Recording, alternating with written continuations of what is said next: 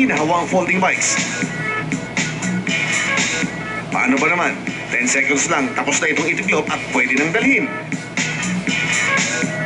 Kaya swak ito para sa satellite technician na si Art Nashanseno.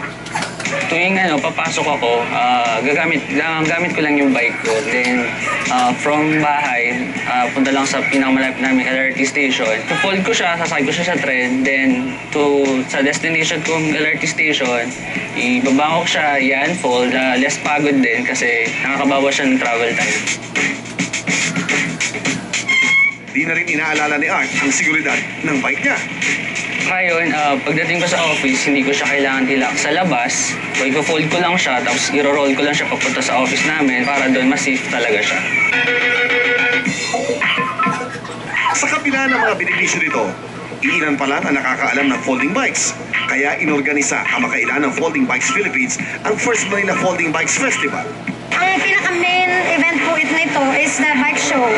Nagkaroon po kami ng exhibit and competition sa lahat ng klase ng folding bikes. We have the bike blessing, we also have a bike ukay-ukay. Dinexcite ng folding bike owners na mula pa sa iba't ibang parte ng bansa. Halos araw-arawin ko, papasok from bahay to opisina or bahay to work. Wala ka na matitipid ko. Very practical, walang gasolina, pedal power, folding bike, pwede kang halfway commute. Pero paalala nila, Kagaya ho ng lahat ng sasakyan ay kailangan po talagang mag-ingat. Number one, sa paggamit ng bisikleta ay ang helmet. At mag-ingat talaga sa pag-cross o pagtawid ng mga kalye.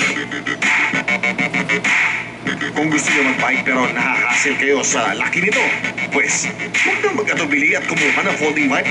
Nakatitipid ka na, nakaka-exercise ka pa.